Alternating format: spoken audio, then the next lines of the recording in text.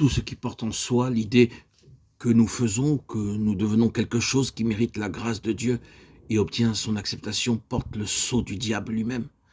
La mort de Christ pour nous et notre mort avec lui est la seule base solide de notre entière acceptation. Luther le dit simplement lorsqu'il s'écrie « Ô Christ, je suis ton péché, ta malédiction, ta colère de Dieu, ton enfer.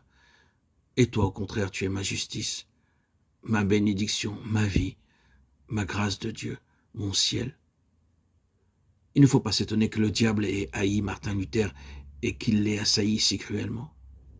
Mais il n'y a pas seulement la valeur fondamentale initiale et parfaite de la croix pour notre acceptation entière et incontestable. Il y a une signification de la croix qui est en relation avec la plénitude spirituelle et le fruit spirituel. C'est ce que Paul appelle être rendu conforme à sa mort. Philippiens 3,10. Ceci, répétons-le, doit être gardé à part de notre justification et de notre accès auprès de Dieu. Combien de tragédies, de scandales, de défaites, de faiblesses, de morts, de limitations et d'égoïsme que nous rencontrons chez beaucoup de chrétiens et dans beaucoup d'institutions, de communautés et d'églises chrétiennes sont dues à la chair non crucifiée ou à la vie naturelle. À quel point Christ est mis hors de vue par les hommes. Les choses et les méthodes qui se mettent en proéminence. Il faut pour qu'il arrive à la place qui lui est donnée dans l'intention divine et à nous avec lui que l'œuvre de la croix se fasse continuellement et de plus en plus profondément en nous. Il nous faut réellement être en état de dire « Je suis crucifié avec Christ » en achevant la déclaration « Je ne vis plus moi, mais Christ vit en moi ». Est-ce vrai? Je ne vis plus moi. C'est bien ce que Paul entendait. Mais qui peut connaître la profondeur de ce moi? Christ seul sait combien entière et profonde est l'œuvre de sa croix.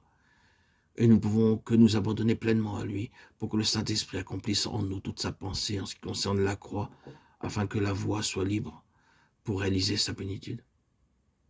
Ainsi, le double aspect, le double message de la croix ont une très grande part dans ce ministère.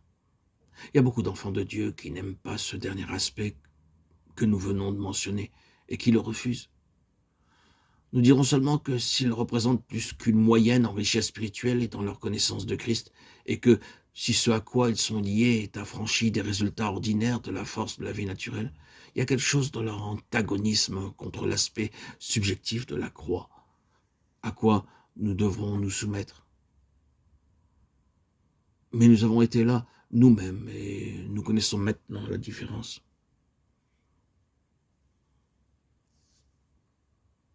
Frères et sœurs en Christ, renonçons à nous-mêmes. C'est cela la croix. Être crucifié dans notre chair avec Christ. Par notre baptême, nous sommes morts, ensevelis et ressuscités en Christ. Par notre désir profond de suivre le Christ qui vit en nous, il nous faut renoncer à nous-mêmes. Le vieil homme est toujours là.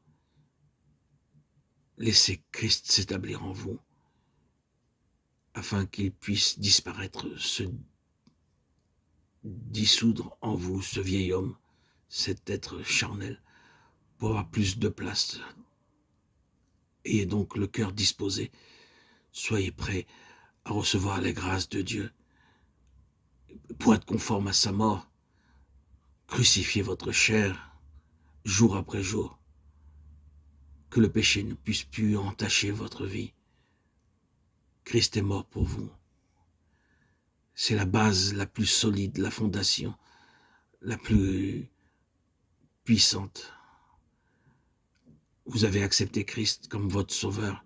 Il est là en vous par l'Esprit Saint. Vous êtes en communion avec lui par son esprit. Renoncez à votre vie charnelle, à votre moi si enflé, par lequel la société d'aujourd'hui vous séduit. Tout est dirigé pour le moi, pour votre être et pour tout le superflu qu'a besoin votre être. Tout est séduction. Tout est que séduction. Satan vous assaille et vous êtes si cruellement touché que vous ne pouvez pas contester. vous êtes ébloui, aveuglé par ce que vous propose ce monde, cette société. Et vous oubliez l'essentiel, Christ. Le diable se fait votre accusateur parce que vous avez oublié ce qu'est la puissance de la croix, ce qu'est crucifié Christ en vous, la chair en vous, afin que Christ, qui a été crucifié et qui est en vous, puisse se révéler enfin. Ayez cette pensée positive. Ne vous limitez pas à votre petit ego.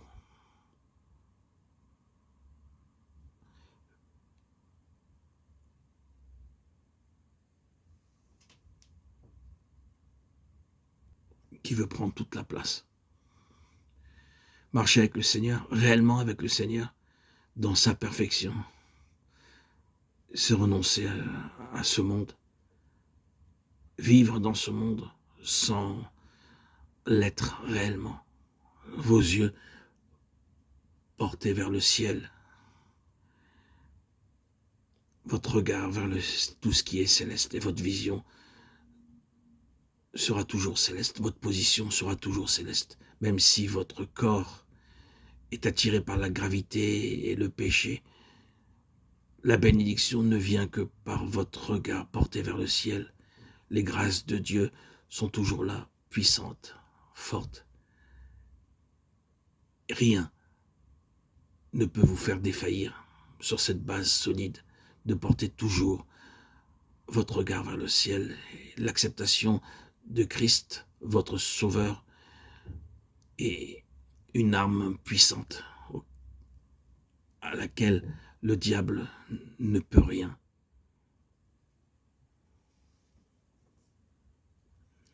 Ainsi, Christ ne pourra que accroître sa force et sa puissance en vous.